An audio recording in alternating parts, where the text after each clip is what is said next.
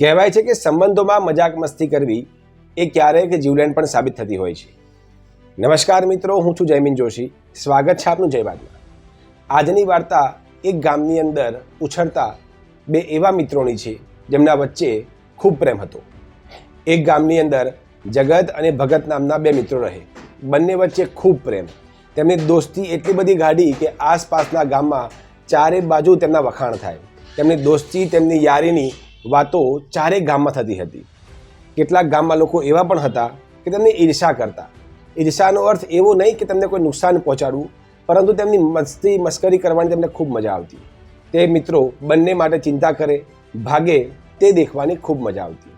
એક ગામમાં એક વ્યક્તિ એવો પણ હતો કે તે બંને મિત્રોની ખૂબ મજાક મસ્તી કરતો હતો. એક દિવસ જગત ખેતરમાં કામ કરવા માટે ગયો અને ભગત નદીએ નાહવા માટે ગયો. એટલે પેલા જે ગામનો વ્યક્તિ હતો જેને મસ્કરી કરવામાં ખૂબ મજા આવતી હતી, તેણે થયું કે લાવ આજે એક મસ્કરી કરું જેથી બંને મિત્રો એકબીજા માટે દોડતા થઈ જાય. એટલે તે વ્યક્તિ જગત પાસે ગયો અને હાફળો ફાફડો થઈને કહેવા લાગ્યો કે ભાઈ, ભગત તો નદીમાં નાહવા માટે ગયો હતો અને ત્યાં તે ડૂબી ગયો. તે મરી ગયો અને હમણાં જ તેની લાશ બહાર કાઢવામાં આવી. જગત તો આ વાત સાંભળી અને ત્યાં બેભાન થઈ જાય તેવું થઈ ગયું. તેના પગ નીચેથી જમીન ખસકી ગઈ. બંને મિત્રો વચ્ચે પ્રેમ એટલો બધો હતો કે તેને થયું કે મારા મિત્ર વગર હું કેમ જીવી શકું.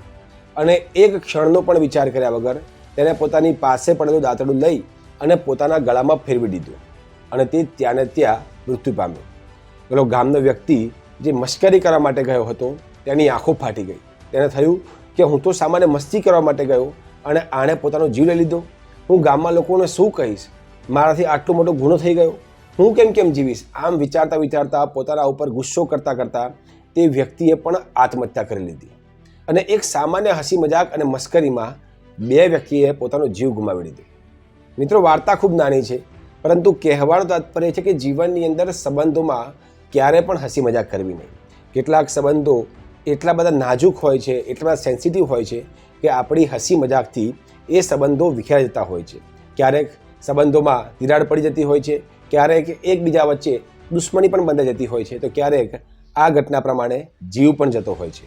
એટલે બને એટલી હસી મજાક ઓછી કરવી, સંબંધોમાં બહુ સાચવીને વ્યવહાર કરવો, તો જ સંબંધો સુંદર બનશે અને બને એટલી ટીખાળો પણ ઓછી કરવી. આવી જ નવી વાર્તા અને નવા સંવાદ સાથે ફરી મળીશું. ત્યાં સુધી નમસ્કાર.